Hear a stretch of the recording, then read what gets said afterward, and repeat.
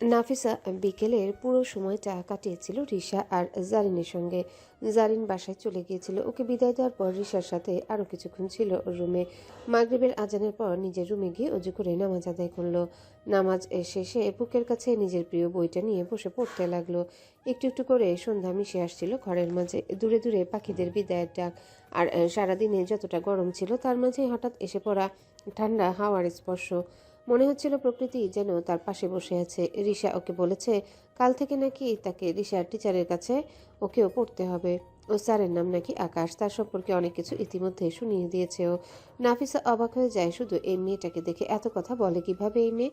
এত কিছুর মধ্যে ওর মন একজনকেই খুঁজছিল। সেই স্কুলে ভর্তি করানোর পর থেকে সাইমনকে আর দেখেনি নাফিসা। মনটা একটু খটখট করছিল, কিন্তু পড়ার বইয়ের পাতায় চোখ আটকে রাখতে চেষ্টা করলো। রাত নেমে এশার আজান রাত নেমে এশার নামাজ আদায় করলো। তারপর ব্যালকনিতে একটু দাঁড়িয়ে ঠান্ডা বাতাস অনুভব করছিল। ঠিক সেই সময় ওর রুমে রিশা এসে ডাকলো। নাপু, চল খেতে।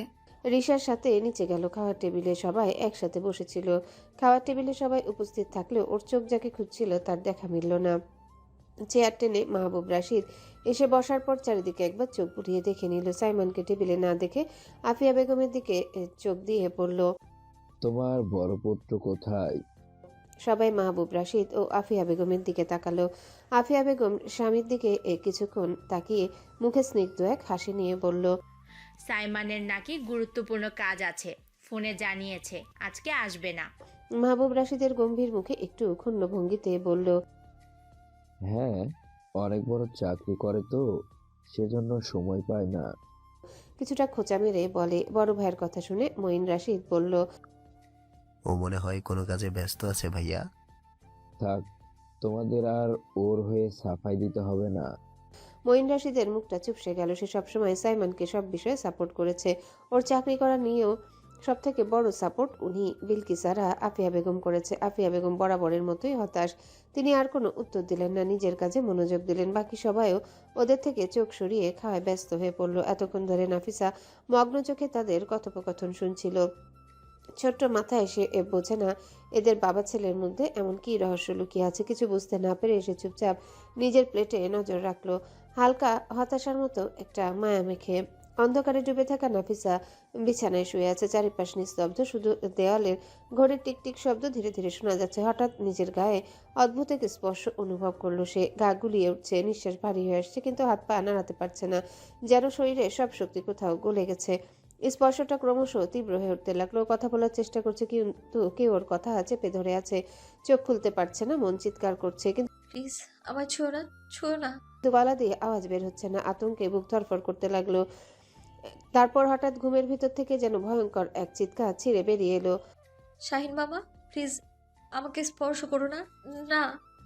চোখ বুজেই সে অনবরত চিৎকার করে যেতে লাগলো। সেই চিৎকারে কণ্ঠ কেঁপে যাচ্ছে, শ্বাস ছোট ছোট হয়ে আসছে, স্প্যানিক অ্যাটাকের মতো।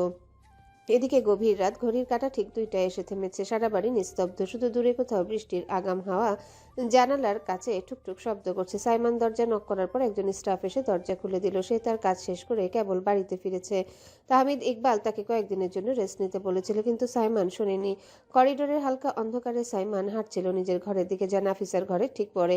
হঠাৎ কানে এলো অস্পষ্ট এক শব্দ। কেউ যেন ভয়ে কাপা কণ্ঠে চিৎকার করছে। সাইমন থমকে দাঁড়ালেন, ভ্রুকুচকে চারিপাশে তাকালেন। এত রাতে শব্দ আসছে কোন দিক থেকে? পায়ের শব্দ থামিয়ে মনোযোগ দিয়ে শোনার চেষ্টা করলো।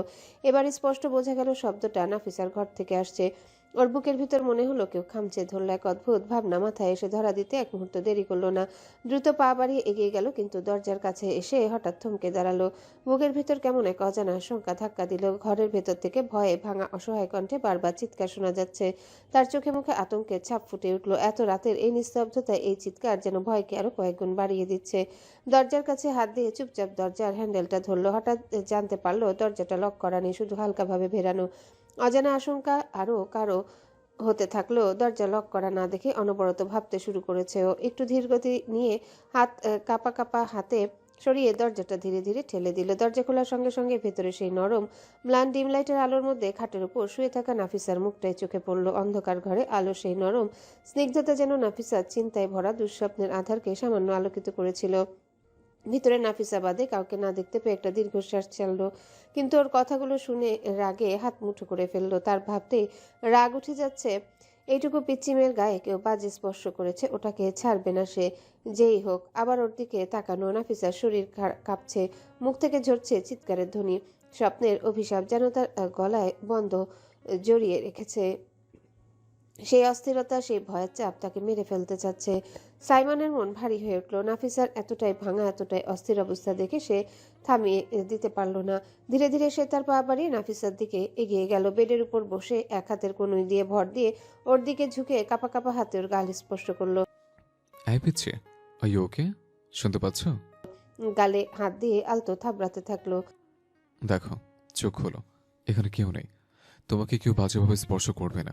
হঠাৎ সে অনুভব করলো তার স্পর্শে নাফিসার শরীরে একটা অজানা সাড়া বয়ে গেল। অস্থিরতা কিছুটা কমতে শুরু করলো। সাইমন কোনো কিছু না ভেবে ওর পাশে আধা শোয়া হয়ে দু হাত দিয়ে নিজের সাথে জড়িয়ে নিল পিচ্চি পুতুলটাকে। নাফিসার মাথাটা নিজের বুকের সাথে চেপে ধরলো। নাফিসার চিৎকার থামছিল না, কিন্তু সাইমন গলা খোলার আগে তার কণ্ঠে কথা বলতে শুরু করলো শান্ত স্বরে। এই পিচ্ছি, থামো, থামো, কেউ নেই, এখানে কেউ নেই, সব ঠিক আছে। কথাগুলো বললেও নাফিসার বুকের ভেতর থেকে ওঠা উত্তেজনার ভয় সরে যাচ্ছিল না। সে কাঁপছিল, নিঃশ্বাস দ্রুত অগোছালো হয়ে যাচ্ছিল। সাইমন বুঝলো তাকে একা ছেড়ে দিলে হবে না। সে তার হাত নিয়ে নাফিসার মাথার দিকে নিয়ে গেল, বুলিয়ে দিতে লাগলো। মাথায় হাত বুলানোর সেই আলতো ছোঁয়া নাফিসার জন্য যেন ছিল সান্ত্বনার এক আলোক রশ্মি। শান্ত হয়ে পিচ্ছি পুতুল, সাইমন মৃদু আওয়াজে বলল, আমি আছি এখানে, সবকিছু ঠিক হয়ে যাবে। নাফিসার চোখ থেকে অজানা এক ধরনের জল ঝরে পড়ল। সে এখন চিৎকার থেকে ধীরে ধীরে থেমে আসছিল। শরীর কাঁপা থেকে একটু একটু করে প্রশমিত হতে লাগলো। সাইমনের বুকের সাথে ওর শরীর টেনে নিয়ে তার কণ্ঠে নতুন এক নিঃশ্বাসের ছন্দ বেজে উঠল, একটু ধীরে আর গভীর। ঘরটা এতটাই নিস্তব্ধ যেন চারিপাশের আওয়াজগুলো থেমে গিয়েছিল। শুধু তাদের নিঃশ্বাসের তাল মিলেছিল, নাফিসার থেমে আসা আতঙ্ক আর সাইমনের ধীরশ্বাস। সাইমন বেশ কিছুক্ষণ চুপচাপ বসে থেকে নাফিসাকে শক্ত করে জড়িয়ে ধরল, যেন তাকে আর কখনো এই অন্ধকারের দুঃস্বপ্নে হারাতে দিতে চায় না। নাফিসার শরীর এখন আর কাঁপছিল না, বরং সেই শান্তি, সেই আস্থা ছিল তার চোখে মাখানো আলোর মতো। সাইমন চুপচাপ বসে থেকে নাফিসার কাঁপা শরীর আর অবসন্ন মুখের দিকে চোখ রাখল। সাইমন চুপচাপ বসে থেকে নাফিসার কাঁপা শরীর আর অবসন্ন মুখের দিকে চোখ রাখলো। ধীরে ধীরে সে বুঝতে পারলো তারা দুজনে একেবারে কাছাকাছি চলে এসেছে। তার বুকের স্পন্দন, নাফিসার দুস্থ নিঃশ্বাস, একরাশ অনুভূতির মিলনে ঘরটা যেন মগ্ন হয়ে উঠল। হঠাৎ তার মনে হলো এই ঘনিষ্ঠতা একটু বেশি হচ্ছে। নিঃশ্বাস ভারী হয়ে আসছিল, মনে হচ্ছিল বাতাস ভারী, ঠান্ডা আর গভীর কোনো আবেগ ঘিরে ফেলছে সবকিছু। সাইমন লাজুকভাবে একটু সরাতে চাইলো, নাফিসার শরীর থেকে একটু দূরে সরে যেতে চাইলো, কিন্তু সে যতই সরানোর চেষ্টা করলো, নাফিসার হাত আরো শক্ত করে তার শরীর আঁকড়ে ধরল। চোখ বন্ধ রেখে ওর ছোট্ট শব্দ বের হলো, না, আমায় ছেড়ে দিও না, আমি তোমার কাছে থাকতে চাই। সাইমন মুহূর্তের জন্য থমকে গেল। তার হৃদয়ে বেজে উঠল অজানা এক সুর, এক অন্যরকম টানে। বাতাস যেন তাদের মধ্যে ঘন হয়ে উঠল, আর নিঃশ্বাসগুলো মিলেমিশে এক গভীর আবেগের গল্প বলতে শুরু করলো। তবু সে ধীরে ধীরে বলল, পিচ্ছি পুতুল, আমি তোমার পাশে আছি। নাফিসার চোখে সে অস্থিরতার চেয়ে বেশি ছিল আস্থা আর বিশ্বাস। সে আরো আঁকড়ে ধরল সাইমনকে, যেন একমাত্র সেই স্পর্শ তার কাছে জীবনের আশ্রয়। ঘরটা এখন নিস্তব্ধ, শুধু তাদের মিলিত নিঃশ্বাস আর হৃদয়ের গতি স্পষ্ট শোনা যাচ্ছে, যেন সময় থেমে গেছে এক অবর্ণনীয় মুহূর্তে। নিজের অজান্তেই সাইমনের হাত অবলীলে এগিয়ে গেল। সে কপালে পড়ে থাকা এলোমেলো কিছু চুল আলতো করে ছুঁয়ে নিল, এক আঙ্গুল দিয়ে সাবধানে চুলগুলো কানের পিছনে গুজে দিল। সেই ক্ষণিকের স্পর্শে যেন নাফিসার শরীর একটু সেঁকড়ে গেল, নিঃশ্বাস খানিকটা থেমে গেল। সেই স্পর্শে সাইমনের মনে এক অদ্ভুত টান জন্ম নিল। হঠাৎ নিজের প্রতি নিজের অনুভূতি নিয়ন্ত্রণে রাখতে পারছিল না। একদিকে বিরক্তি, অন্যদিকে এক অবর্ণনীয় কোমলতার উষ্ণতা। মনে হচ্ছিল এই মেয়েটার প্রতি এভাবে আকৃষ্ট হওয়া যেন একটা ভুল, কিন্তু বুকের গভীরে সেই অনুভূতি তাকে জড়িয়ে ধরে ছেড়ে দিচ্ছে না। বিচলিত হৃদয় নিয়ে সে ভাবল, এটা ঠিক না, এটা ঠিক না। তবু সেই মধুর মুহূর্তে মেয়েটার বুকের কাছে নিয়ে রাখতে যেন চাইলো, তাকে রক্ষা করতে, তার পাশে থাকতে। এমন সময় নাফিসা স্লো ঘুমের মধ্যে নরম হাত বাড়িয়ে সাইমনের হাত ধরে ধরে সে পাশে শুয়ে পড়ল। তাদের শরীরের মধ্যে এক অনাবিল স্পর্শ, এক অদ্ভুত সংযোগ তৈরি হলো, যেন আলোর সেই নরম ঝিলিক তাদের চারিপাশকে ঘিরে ধরল। বাইরে চাঁদের আলোকছটা নরমভাবে জানালার কাছে এসে পড়ছিল। যেন আল্লাহর রহমতের স্পর্শ তাদের উপর নেমে এসেছে। নিস্তব্ধ ঘরের মধ্যে এই দুই মন যেন একে অপরকে অনুভব করার অদ্ভুত ভাষায় কথা বলছিল। এটা যেন কোনো স্বপ্ন নয়, বরং আল্লাহর পক্ষ থেকে এক অপরিহার্য বার্তা। যতই তারা নিজেদের মধ্যে দূরত্ব রাখুক না কেন, আল্লাহ সঠিক সময় তাদের কাছে এনে মিলিয়ে দিবে। তাদের নিঃশ্বাসগুলো একে অপরের সাথে মিশে যাচ্ছিল। হৃদয়ের গতি যেন এক নতুন ধ্বনিতে পরিণত হচ্ছিল। এভাবেই চাঁদ আলো আর রাতে নীরবতা সাক্ষী হয়ে থেকে গেল তাদের সেই স্পর্শময় মুহূর্তের। ফজরের আজানে সুর ভেসে আসছে চারিদিক থেকে। মসজিদের মিনার থেকে নরম টান টান ধ্বনি ভোরের বাতাস চিরে ছড়িয়ে পড়ছে। জানালার কাছে তখনও রাতের শিশির জমে আছে। বাইরে আকাশে নীল আর কমলার মিশ্রণ ফুটে উঠেছে ধীরে ধীরে। ভোরের হালকা কুয়াশা গাছের ডগায় লেপ্টে আছে, আর দূরে কোনো অচেনা পাখি ডেকে উঠছে একবার। নাফিসার অভ্যাস সকাল সকাল উঠে ফজরের নামাজ আদায় করা। প্রতিদিনের মধ্যে আজানের প্রথম সুর কানে পৌঁছাতেই চোখ ধীরে ধীরে খুলে গেল। ঘুম ভাঙা সেই ধীর মুহূর্ত তার ভেতরটা শান্ত ছিল, কিন্তু কিছু সেকেন্ড পরে বুকের ভিতর ধকধক করে উঠল। কারণ সে হঠাৎ অনুভব করলো তার পাশে কেউ আছে। মাথা সামান্য উঁচু করে তাকাতেই পর্দার ফাঁক গলে আসা ভোরের আলো স্পষ্ট হলো। সাইমান একদম কাছে, এতটাই কাছে যে তার উষ্ণ নিঃশ্বাস নাফিসার গালে এসে লাগছে। চমকে উঠে ছিটকে সরে যাওয়ার চেষ্টা করলো সে, বুঝতে পারছে না কিন্তু বুঝলেও পারছে না, কারণ সাইমনের হাত শক্ত করে তাকে জড়িয়ে আছে, যেন তাকে ছেড়ে দেওয়ার কোনো ইচ্ছে নেই। নাফিসার চোখে অবাক হয়ে যাওয়ার সাথে সাথে এক ধরনের দ্বিধা জমে উঠল। সে ভাবছে সাইমন এখানে কি করছে, কিভাবে। অন্যদিকে সাইমনের মুখে অদ্ভুত শান্তি। তার ঘুমের গভীরতায় যেন অনেক দিনের জমে থাকা ক্লান্তি ধুয়ে গেছে। এমন নিশ্চিন্ত নির্ভার ঘুম নাফিসা এর আগে তার মুখে দেখেনি। মনে হচ্ছিল কোনো বোঝা নেই, কোনো চিন্তা নেই, শুধুমাত্র শান্তির এক দীর্ঘশ্বাস যেন তার বুকে জমে আছে। নাফিসা আস্তে আস্তে নিজের শরীর সরিয়ে নেওয়ার চেষ্টা করলো। আঙ্গুলের ডগা দিয়ে সাইমনের হাতটাকে ঠেলে দেখলো, কিন্তু হাত নড়ল না, বরং যেন অবচেতনে সাইমন তাকে আরো কাছে টেনে নিল। নাফিসার নিঃশ্বাস গলা আটকে এলো। বিস্ময়ে আরেকটু ভয় মিশ্রিত লজ্জায়। ভোরের ঠান্ডা হাওয়া জানালা দিয়ে ঢুকছিল, কিন্তু তার গাল গরম হয়ে উঠেছিল। এদিকে ঘুমের ভেতর থেকেও সাইমনের কপাল সামান্য কুঁচকে উঠল। কেউ যেন তার প্রশান্তি ভেঙে দিচ্ছে। এতে সে বিরক্ত। ঠোঁটের কোণে সামান্য অসন্তোষ ফুটে উঠল, কিন্তু চোখ খোলার মতো তারা নেই তার, বরং হাতের আলগা চাপ আরও দৃঢ় হলো। নাফিসা নিজেকে ছাড়াতে অনবরত নড়তে থাকলো, যার ফলে সাইমনের ঘুমের ব্যাঘাত ঘটল। ঘুমের গভীরতা ভাঙার সাথে সাথে সাইমনের ভ্রুজোড়া কুঁচকে উঠল, যেন কোনো অচেনা অস্বস্তি তার স্বপ্নে হালকা টোকা দিয়েছে। কয়েক সেকেন্ড পর ধীরে ধীরে চোখ খুলল সে। পলক কয়েকবার ফেললো। ভোরের ম্লান আলোয় চারিপাশ বোঝার চেষ্টা করলো। মুহূর্তে বুঝতে পারলো এটা তার নিজের ঘর নয়। চোখের কোণে বিস্ময়ের রেখা ফুটে উঠল, আর ভুরু আরও কুঁচকে গেল। ঘুম ভাঙার পর মানুষের মস্তিষ্ক যেমন ধীর গতিতে কাজ করে, সাইমনেরও তেমনই হচ্ছে। ভাবনাগুলো এক একটা যেন ধোয়ার কুণ্ডলীর মতো এসে মিলিয়ে যাচ্ছে। তারপর হঠাৎই গত রাতের কিছু খণ্ডচিত্র মনে পড়ল। একটা নারী কণ্ঠের ভীত সন্ত্রস্ত চিৎকার, অন্ধকারে তাড়াহুড়ো করে কোনো দরজা খোলা, আর তার নিজের তীব্র তাগিদে এগিয়ে যাওয়া। কিন্তু তারপর সেখানে স্মৃতি ঝাপসা। সে কখন কিভাবে এখানে এসে শুয়ে পড়েছে তার কোনো ধারণা নেই। সাইমন ধীরে ধীরে উঠে বসলো, চুলগুলো এলোমেলো, চোখে এখনো আধো ঘুমের ছাপ, কিন্তু মনে কেমন যেন অস্বস্তির ঢেউ উঠছে। অন্যদিকে নাফিসা তখন তার আঁকড়ে ধরা হাত থেকে মুক্ত হয়ে উঠে বসে তাড়াহুড়ো করে বিছানার পাশে রাখা ওড়নাটা টেনে নিয়েছে। বুক থেকে মাথা পর্যন্ত জড়িয়ে ফেলেছে নিজেকে। তার চোখ নিচের দিকে, ঠোঁট কামড়ে ধরা, চোখে ভয়, লজ্জার, অস্থিরতার মিশ্র ছায়া। সাইমনের চোখে পড়ল সেই দৃশ্য। কয়েক সেকেন্ড নিঃশ্বাস আটকে রইল তার, তারপর গলা শুকিয়ে এলো। অবচেতনে এক ঢোক গিলল। মনে মনে ভাবলো, সে গলা খাকারি দিয়ে আস্তে বলল, কণ্ঠে এক ধরনের দ্বিধা, যেন প্রতিটা শব্দ বেছে নিতে হচ্ছে। আসলে কাল রাতে তুমি চিৎকার করছিলে, মনে হয় দুঃস্বপ্ন দেখেছিলে। আমি পাশের দিক দিয়ে যাচ্ছিলাম, হঠাৎ শব্দ শুনে ভেতরে চলে আসে। অনেকবার চেষ্টা করেছিলাম তোমাকে শান্ত করতে, তারপর কেমন করে এখানে শুয়ে পড়লাম সেটা আমি নিজেও জানি না। শেষ কথাগুলো বলার সময় তার চোখ মাটিতে নেমে এলো, আর একটু থেমে নিচু স্বরে যোগ করলো, সরি।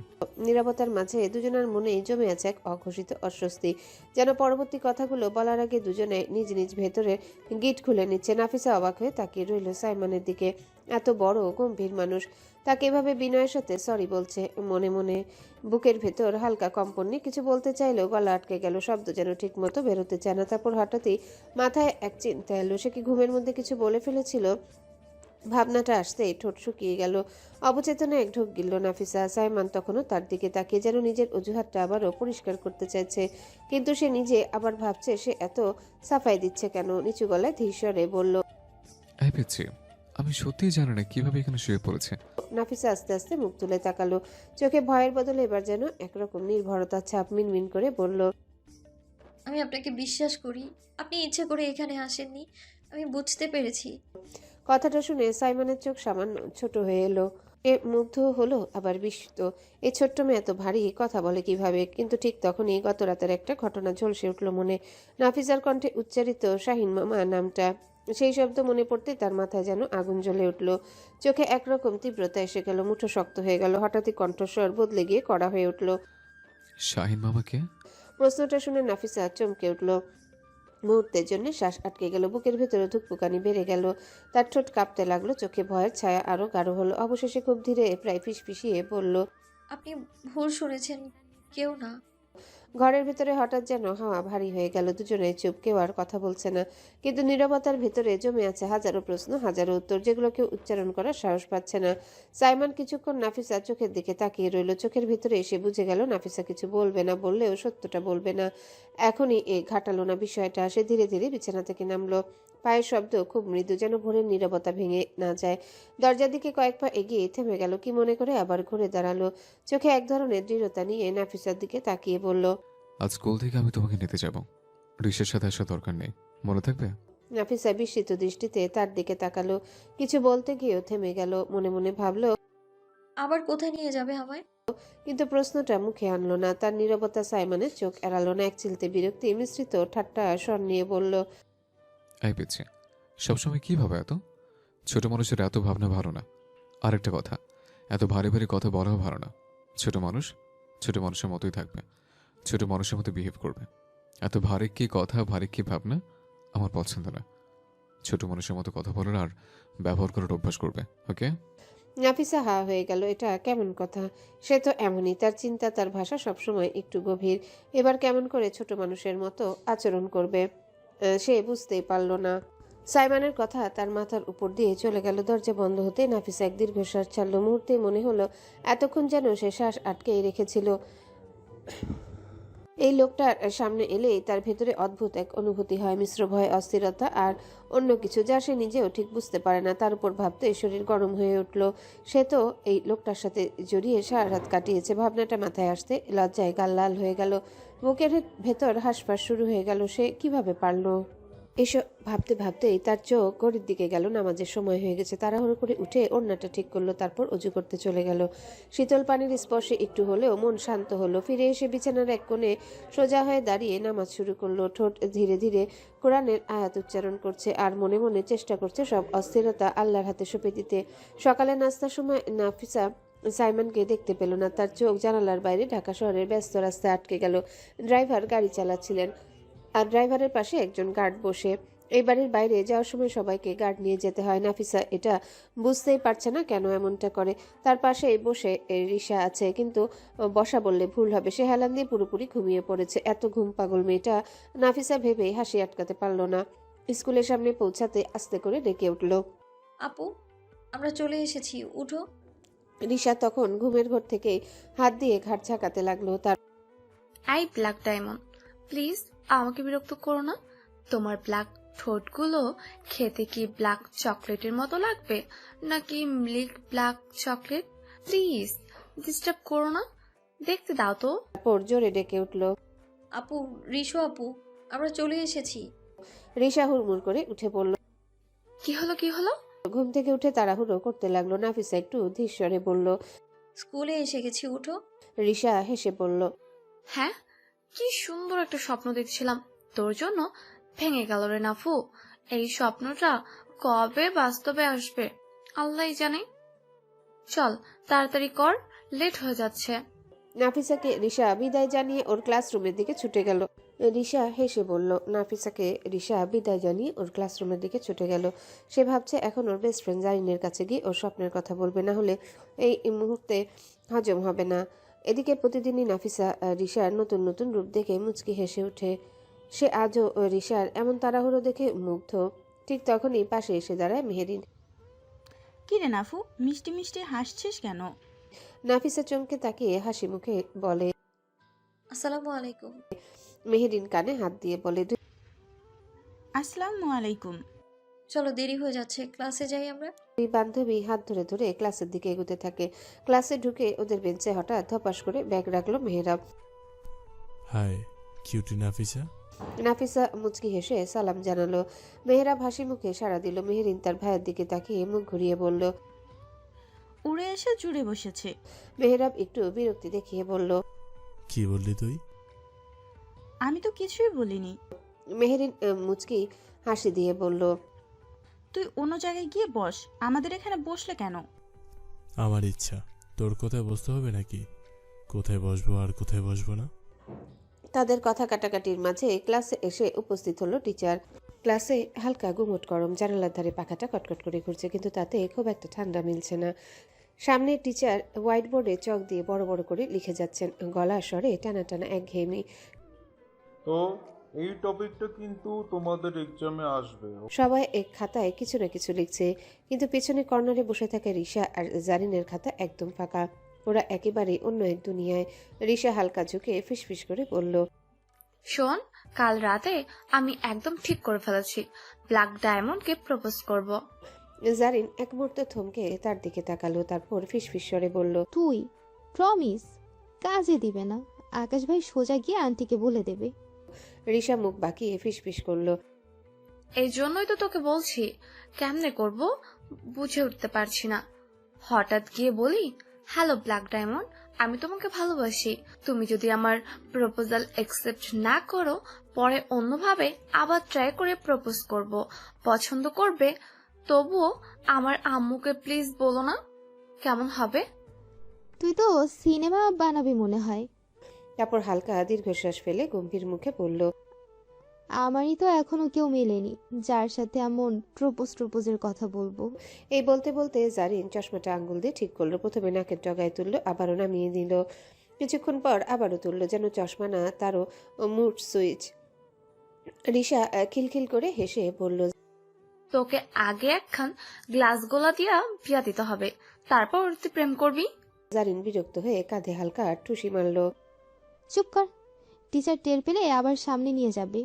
কিন্তু দুজনার ঠোঁটে তখনও চাপা হাসি। সিটির বিশাল মাঠটা আজ সোনালি আলোয় ভরে গেছে। হালকা বাতাসে চারিপাশের এক্সাইটের গাছের পাতা নড়ছে মৃদু শব্দে, শাসা করে। মাঠের কোণে লম্বা ছায়া পড়েছে দূরে। এক সাইডের বড় গাছটার নিচে হেলান দিয়ে বসে আছে সাইফান, হাতে ঠান্ডা কফির ক্যান। পাশে তার বন্ধু বান্ধব তানভীর, মুশফিক আর ইমন বসে মজা করছে। কথোপকথনে হালকা হাসি ঠাট্টার মাঝে গাছের পাতার ফাঁক দিয়ে সোনালি আলো এসে তাদের মুখে পড়ছে। হঠাৎই দূর থেকে একদলা ধুলো উড়িয়ে একটা ছেলে দ্রুত পায়ে এগিয়ে এলো, গায়ে লালচে চেক শার্ট, চোখ লাল হয়ে আছে রাগে। কোনো কথা না বলে এসে সোজা সাইফানের কলার চেপে ধরলো। গলা ফেটে রাগে চেঁচিয়ে উঠল। বাস্টার্ড, তুই আমার গার্লফ্রেন্ড কি? সাইফান প্রথমে অবাক হয়ে তার মুখের দিকে তাকালো, তারপর ধীরে ধীরে চোখ নামিয়ে নিজের কলার ধরা হাতের দিকে। ঠোঁটের কোণে এক চিলতে তার ছেলের হাসি ফুটে উঠল। বলো তো, আবার বলো একবার। ছেলেটা চোয়াল শক্ত করে বলল। তোর জন্য আমার গার্লফ্রেন্ড আমার সাথে ব্যাকআপ করে দিয়েছে। সে এখন বলে সে নাকি তোকে ভালোবাসে। সাইফান এবার মুখের হাসিটা আরো চওড়া করলো, কণ্ঠে ঠান্ডা ব্যঙ্গ মিশিয়ে বলল। শালা মান না মান, ম্যাতেরি মেহমান। তোর ওইরকম প্রেম পাগল 10টা ছেলের সাথে লাইন মারা মেয়ের দিকে আমি চোখ দিয়েছি, এই ভাবনাটাই তোর মাথার সবচেয়ে বড় অসুখ। আমি তো ওই টাইপের প্লাস্টিক লাভার গার্ল কুকুরেও তাকাবে না। মানুষ তো দূরে থাক। এই বলে সাইফান এক ঝটকায় তার হাত ছেড়ে দিয়ে সোজা একটা ঘুষি মারল ছেলেটার মুখে। ঘুষির শব্দের সাথে সাথে পাশে বসা বন্ধুরা চমকে উঠল। আশেপাশে কয়েকজন ছাত্র মাথা ঘুরিয়ে তাকালো। ছেলেটা হোঁচট খেয়ে পেছনে সরল, ঠোঁট ফেটে রক্ত পড়ছে। হাতের পেছন দিয়ে রক্ত মুছে তীক্ষ্ণ দৃষ্টিতে তাকালো সাইফানের দিকে। তোকে আমি দেখে নিব। সাইফান ঠোঁট বাঁকিয়ে ব্যঙ্গ করলো। দেখে নিবি? তোর গার্লফ্রেন্ডের মতো নাকি? আর বিয়েটা মানুষ টাইপের কারোর সাথে করিস প্লিজ। তারপর আবার হতাশ ভঙ্গিতে বলল। আজকে একটু সুন্দর হলে কত মেয়ের প্রপোজাল আসে। হায় আল্লাহ, তুমি এত সুন্দর বানাইলা কে? শালাদের গার্লফ্রেন্ড শালারা সামলাতে পারে না, আমার দিকে সব চোখ দিয়ে গিলে খায়। আবার সেই হাগুর গার্লফ্রেন্ড সামলাতে না পেরে শালারা সতীনের মতো চলে আসে যুদ্ধ করতে। এদিকে আমি শাকেও না পাতেও না। পাশে বসা তানভীর খিলখিল করে হেসে বলল। ভাই সই বলেছিস। জারিফ রাগে চোখ লাল করে তাকালো। সাইফান তাতে দমে গেল না, বরং ব্যঙ্গ বাড়িয়ে দিল। বলিউডের সতীনের ঘরের সতীন আমার। শোন, এবার একটু ভালো দয়ালু শান্ত মেয়ে দেখে প্রেম করিস। এমন মেয়ে দেখ যে তোকে ভালোবাসবে, তোর থেকে একটু সুন্দর, আর তোর বাপের টাকা দেখে দৌড়াবে না। শালা দোষ করেছে তোর গার্লফ্রেন্ড আর তুই মারতে চলে আসছিস আমাকে? একটু থেমে ঠান্ডা স্বরে কিন্তু চোখে তীক্ষ্ণ বিদ্রুপ নিয়ে, আমার কাছে না এসে তোর গার্লফ্রেন্ডের পশ্চাৎ দেশে তুই 4টা লাথি মারলেই সব মিটে যেত, বুঝলি? এবার মুশফিক আর ইমন দুজনাই হেসে উঠল। মাঠের চারিপাশে যারা খেলা দেখছিল তারাও এখন কৌতূহল নিয়ে তাকিয়ে আছে। জারিফ পাশে থাকা ডাস্টবিনটা একটা লাথি দিয়ে চলে গেল। সাইফান ওর যাওয়ার দিকে তাকিয়ে মুচকি হেসে আবারও বলল, আরে কি করি, এত সুন্দর কেন আমি? আজকাল তো আমার সৌন্দর্যের গন্ধ শুকে মানুষ ঘরে এসে 4 চোখ দিয়ে ইজ্জত লুটে নেয়। স্কুল ছুটি হয়ে গেছে। গেটের ভেতরটা গম গম করছে। বাচ্চাদের হয়েছে, অভিভাবকদের ডাকাডাকি, রিকশাওয়ালাদের আওয়াজ, সব মিলিয়ে এক ব্যস্ত বিকেল। গরমে ভ্যাবসা ভাব এখনো বাতাসে লেগে আছে। কপালের পাশে চুলে হালকা ঘাম জমেছে। নাফিসা দাঁড়িয়ে আছে গেটের কাছে, কাঁধে স্কুল ব্যাগ, তার চোখে সেই শান্ত নির্লিপ্ত দৃষ্টি। সাইবানের কথা মতো আজ সে রিশার সাথে যায়নি। রিশা ড্রাইভারের সাথে বাসার পথে রওনা দিয়েছে অনেক আগেই। পাশে দাঁড়িয়ে আছে মেহরাব আর মেহেরিন। তাদের কালো গাড়ি গেটের বাইরে পার্ক করা। চালক ড্রাইভিং সিটে হেলান দিয়ে মোবাইল স্ক্রল করছে। মেহেরিন জিজ্ঞাসা করলো, তোকে দিতে কে আসবে? নাফিসা হালকা হাসলো, চোখ নামিয়ে বলল, তোকে বলেছিলাম না আমি আমার ভাইয়ের বন্ধুর বাসায় থাকি, উনি নিতে আসবে আমায়। নাফিসা ওদের সাথে তার বিয়ের ব্যাপারে আগে ও কোথায় থাকতো সবকিছু বলেনি। সে তার অতীতের দিকে আর ফিরে যেতে চায় না। এখানে আসার পর থেকে অনেক ভালোবাসার মানুষ পেয়েছে। তার ঠিকানা জেনে যদি তার নতুন গড়ে তোলা বন্ধুরা তার থেকে দূরে চলে যায়, সেটা ভেবে আরও ওদের সাথে নিজের সব বিষয় শেয়ার করেনি নাফিসা। মেহরাব পাশের দোকান থেকে 3টা আইসক্রিম নিয়ে ফিরে এলো। ঠান্ডা ধোয়া উঠছে আইসক্রিমের ওপর থেকে। বাতাসে ভ্যানিলা চকলেটের গন্ধ মিশে যাচ্ছে। এই নে। একটা এগিয়ে দিল নাফিসার দিকে। না লাগবে না। নাফিসা মাথা নেড়ে বলল, আরে গরমে না খেলে মরে যাবি। বলে জোর করে হাতে ধরিয়ে দিল। নাফিসা অনিচ্ছা সত্ত্বেও আইসক্রিমটা নিল। ঠোঁটে হালকা হাসি ফুটে উঠল। পাশে দাঁড়িয়ে মেহেরিন আইসক্রিম খেতে খেতে নাফিসার সাথে গল্প করছে। হোমওয়ার্কের ঝামেলা, ছোটখাটো গসিপ। তাদের কথা বলার মাঝে মাঝে মেহরাব চুপচাপ দাঁড়িয়ে চোখ এক দৃষ্টিতে নাফিসার দিকে। মেহেরিন সেটা খেয়াল করলো। হঠাৎ চোখ কুঁচকে বলল, এই যে হ্যাবলাকান্তের মতো দাঁড়িয়ে হাঁ করে তাকিয়ে আছিস কেন?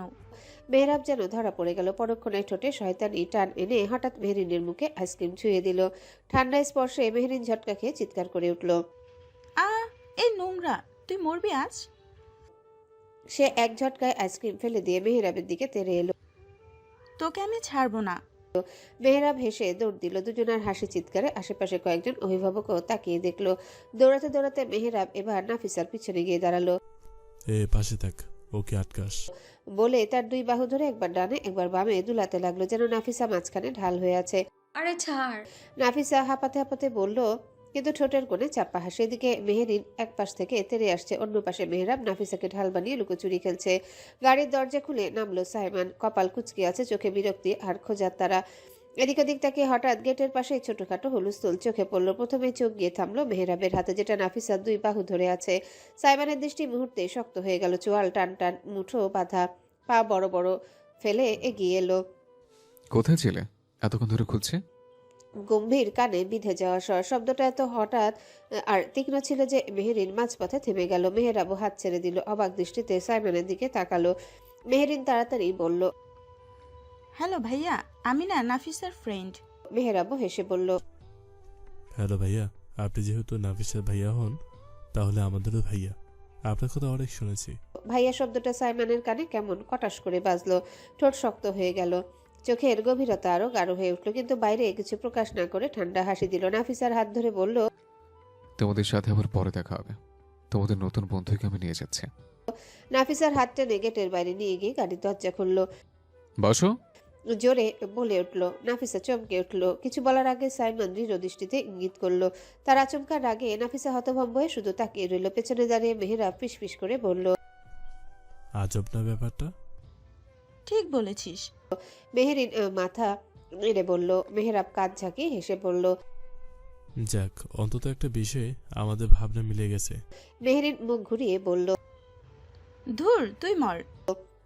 বলে চুলে টান মেরে গাড়ির দিকে দৌড় দিল। মেহরাব হেসে তার পেছনে ছুটল। গাড়ির ভেতরে অদ্ভুত এক নিস্তব্ধতা। সাইমন স্টিয়ারিং হুইলে 2 হাত রেখে বসে আছে, মাথা সামান্য নিচু। আঙ্গুলগুলো শক্ত করে চেপে আছে চামড়ার গ্রিপে, যেন সেই শক্ত চেপে ধরা দিয়ে রাগকে গিলে ফেলতে চাইছে।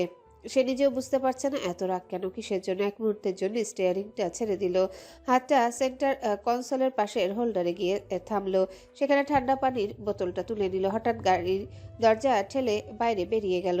গরম বাতাস মুখে এসে লাগলো। দুপুরে রোদ শহরের পিচঢালা রাস্তায় সোনালি আগুনের মতো ঝলসে উঠছে। চারিপাশে গাড়ির হর্ন, দূরে কোথাও এক চায়ের দোকানে ভেসে আসা হাসির শব্দ, হালকা ধুলো মিশ্রিত গন্ধে গরমের ভ্যাপসা ভাব। সাইমন বোতলের ঢাকনা ঘুরিয়ে খুলল।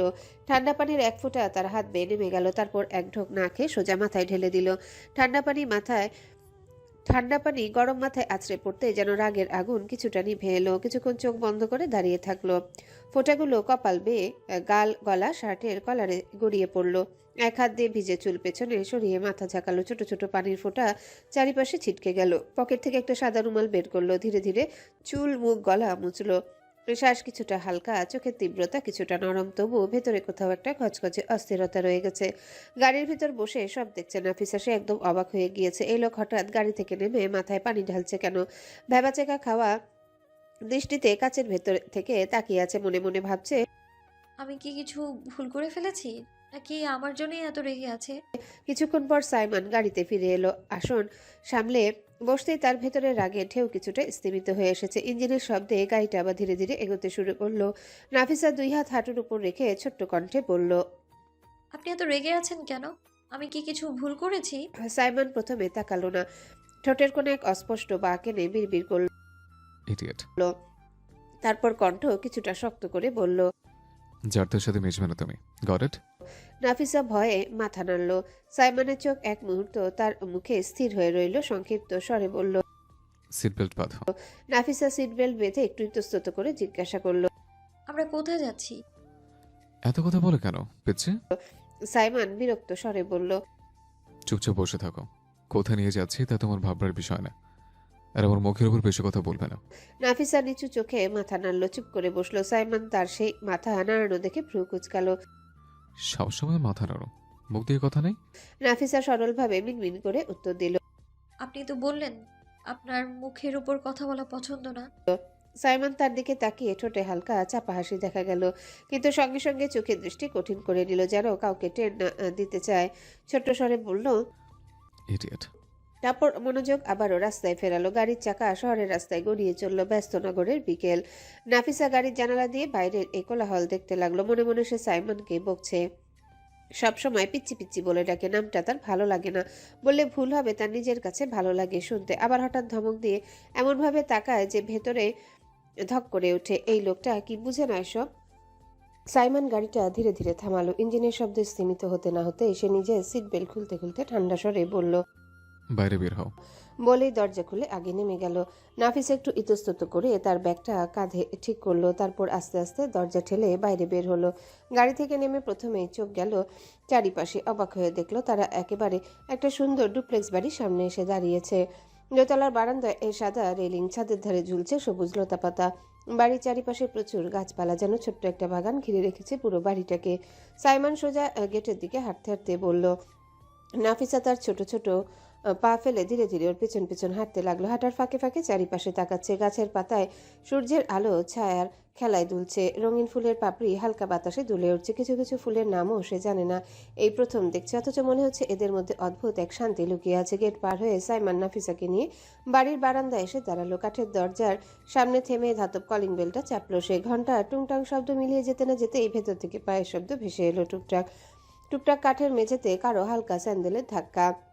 দরজাটা খুলতেই ভেতর থেকে বেরিয়ে এলো 30-এর কোঠায় এক নারী। মুখ ভরা প্রাণ খোলা হাসি, থ্রিপিস পরা, ওড়নাটা এক সাইডে নেওয়া, গলায় পাতলা সোনার চেন, চুলে হালকা হাইলাইটের ঝিলিক, চোখে মুখে উষ্ণতা, যেন অনেক দিনে চেনা কেউ ফিরে এসেছে। আরে তেহু। তার ঠোঁটের কোণে উজ্জ্বল হয়ে উঠল। দাঁত কেলিয়ে চমৎকার একটা হাসি দিল। সাইমন শান্তভাবে সালাম দিল। আসসালামু আলাইকুম রোশনা আপনি। রুশনা সালামের উত্তর দিয়ে এগিয়ে এসে তার গাল দুহাতে টেনে বলল, কেমন আছিস তেহু? সাইমনের কপালে হালকা ভাঁজ পড়ল। গম্ভীর স্বরে বলল, আপনি প্লিজ এগুলো করবি না, তোকে অনেকবার মানা করেছে। রুশনা দাঁত বের করে হেসে বলল, ঠিক। আরে তোকে কাছে পাওয়া যায়? বলে না যে চাঁদ 12 মাসে একবার দেখা দেয়, তাকেই সবাই বেশি ভালোবাসে। তখনই ভেতর থেকে ছোট্ট পায়ে টপাটপ শব্দ শোনা গেল। তার উচ্ছ্বসিত একটা কণ্ঠ। বয় মামা। 3 বছরের একটা বাবু দৌড়ে এসে সোজা সাইমনের দিকে ঝাঁপিয়ে পড়ল। সাইমন নিচু হয়ে হাত বাড়িয়ে কোলে তুলে নিল তাকে। বাবুটি খিলখিলিয়ে হেসে সাইমনের গালে একের পর এক চুমু খেয়ে দিল টুকটুক টুক করে। মামা, তুমি এতদিন পর কেন আসলে? আমি তোমার অনেক মিস করেছি। আধো আধো তোতলা গলায় কথাগুলো বলল সে, তারপর ঠোঁট ফুলিয়ে রাগী ভঙ্গি করলো। সাইমন সেই ফুলানো ঠোঁট দেখে মুচকি হেসে 2 আঙ্গুল দিয়ে আলতো করে গাল টিপে বাতাস বের করে দিল। আসলে মামুনি অনেক বেঁচে থাকি বলে আমার মিষ্টির কাছে আসা হয় না, এর জন্য তো অনেক সরি। রুশনা মুচকি হেসে বলল, এই পিচ্ছির কথাই বলছিলি তুই? নাফিসা এতক্ষণ যেন একটু চমকে উঠল। ওর দৃষ্টি রুশনার দিকে আটকে গেল। অপরিচিত অথচ খুব সহজভাবে সাইমনের সাথে মিশে থাকা নারী যে বিনা সংকোচে তার গাল টানতে পারে, সে অবাক হয়ে তাকিয়ে রইল। তারপর ধীরে ধীরে বুকের কাছে নিজের ব্যাগটা চেপে ধরল। সাইমনকে বাবুটার সাথে এতটা নরমভাবে কথা বলতে দেখে তার মনে হলো এ কি সত্যি সেই গম্ভীর মানুষটা? সাইমন লক্ষ্য করলো নাফিসা স্থির হয়ে দাঁড়িয়ে শুধু তাকিয়ে আছে ওদের দিকে। এক মুহূর্তের জন্য তার চোখে অদ্ভুত কিছু ভাসলো, কিন্তু সে কিছু বলল না, শুধু গভীর সুরে বলল, ভিতরে এসো। রুশনা এবার নাফিসার দিকে এগিয়ে এলো। তার হাসিতে এক ধরনের উষ্ণতা যা বরফ গলিয়ে দিতে পারে। সে এক হাত দিয়ে নাফিসাকে আলতো করে জড়িয়ে ধরলো, বলল, এই যে পিচ্ছি আপু, তোমার নাম একটু বলো তো। তেহু শুধু পিচ্ছি পিচ্ছি করেই বলেছে, নামটাই বলেনি। নাফিসা খানিকটা অবাক হলো। সাইমন তার কথা বলেছে। নাফিসা চুপ থাকতেই রুশনা আবারও মজার ভঙ্গিতে বলল, কি গো, নাম বলবা নাকি? নাফিসা মাথা নিচু করে আসতে বলল। নাফিসা আলম। রুশনা খুশি হয়ে গাল টিপে দিল। নাম বলবা না নাকি? তোমার নাম তো তোমার মতোই সুন্দর, তাইলে আমি তোমাকে নাফু বলেই ডাকবো। নাফিসা হালকা লজ্জা মাথা চোখে তাকালো, তারপর কিছু না বলে মাথা নাই দিয়ে হ্যাঁ জানালো। মিষ্টি এক মুহূর্তে নীরবে সাইমনের কোলে বসে তার দিকে তাকালো, তারপর হঠাৎ কৌতূহলী চোখে নাফিসার দিকে ফিরল। কপাল কুঁচকে তোতলা গলায় জিজ্ঞাসা করলো, এটা কি? প্রশ্নটা শুনে নাফিসা একটু অবাক হয়ে গেলেও উত্তর দেওয়ার আগে রুশনা মিষ্টির পাশে এসে দাঁড়ালো। ঠোঁটে এক ঝলক হাসি এনে বলল, এটা তোমার খালামণি হয়। খালামণি শব্দটা শুনে মিষ্টির মুখে দুষ্ট হাসি ফুটে উঠল। ওর ছোট্ট জিভে শব্দটা যেন ঠিকমতো বসলো না। খুশির সুরে বলল, খালামণি। উচ্চারণের মিষ্টি ভুল শুনে নাফিসার ঠোঁটের কোণে হাসি থামলো না। সে না চাইলেও ফিক করে হেসে ফেলল। ওর হাসি চোখ এড়ালো না রুশনার। দুষ্টুমি ভরা চোখে নাফিসার গাল আলতো করে টেনে নিয়ে বলল, আরে বাবা, নাপু তো দেখি হাসতেও জানে। সেই মুহূর্তে সাইমনের দৃষ্টি একবার নীরবে নাফিসার দিকে গেল। কিছু বলল না, শুধু গভীরভাবে তাকালো। রুশনা এবার মিষ্টির দিকে মুখ ঘুরিয়ে মজা করে বলল, আচ্ছা মিষ্টি, বলো তো খালামণি। মিষ্টি একদম ভেবে নিয়ে আবার আনন্দের সুরে বলল, খালামণি। রুশনা হেসে মাথা নেড়ে বলল, যাক, খালামণি হলো তোমার। সাইমন এবার মিষ্টিকে কোলে নিয়ে সোজা ড্রয়িং রুমের দিকে এগোলো। মিষ্টি একদম ভেবে নিয়ে আবারও আনন্দের সুরে বলল। রুশনা হেসে মাথা নেড়ে বলল। সাইমন এবার মিষ্টিকে কোলে নিয়ে সোজা ড্রয়িং রুমের দিকে এগুলো। সামনে রাখা বড় নরম সোফার উপর মিষ্টিকে বসিয়ে দিল, যাতে ওর ছোট্ট পা ঝুলে থাকে আর দুলতে দুলতে খেলতে পারে। এদিকে রুশনা স্নেহ ভরে নাফিসার দিকে তাকালো, হাত বাড়িয়ে তার হাত ধরল এবং আলতো করে ভেতরের দিকে নিয়ে এলো। চলতে চলতে বলল, আমি হলাম সাইমানের কাজিন, সাইমানের বড় মামার মেয়ে। আর একটা কথা জানো, আমি কিন্তু আমার সব কাজিনদের মধ্যে সবচেয়ে বড়। নাফিসা নীরবে তার কথা শুনছিল, মাঝে মাঝে ছোট্ট করে মাথা নাড়ছিল, কিন্তু কিছু বলছিল না।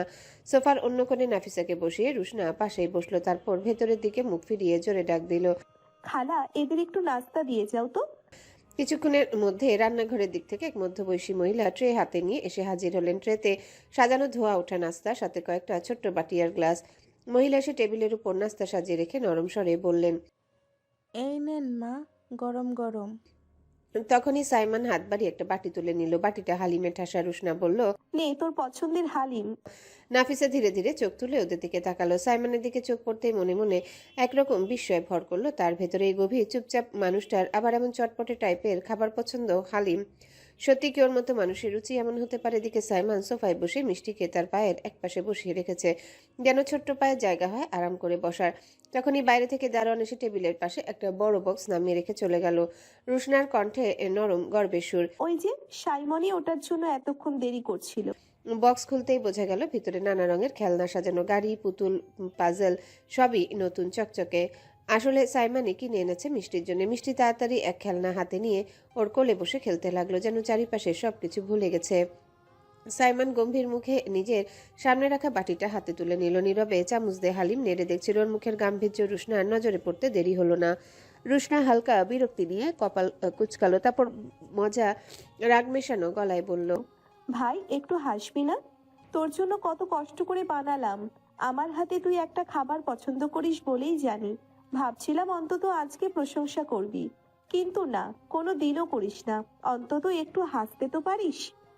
রুশনা একটু হালকা গলায় কথার মোড় ঘুরিয়ে বলল, যাই হোক, বাড়ির সবাই কেমন আছে? সাইমন চুপচাপ এক চামচ হালিম তুলে মুখে দিল, তারপর ধীরে বলে উঠল, আলহামদুলিল্লাহ, ভালো আছে সবাই।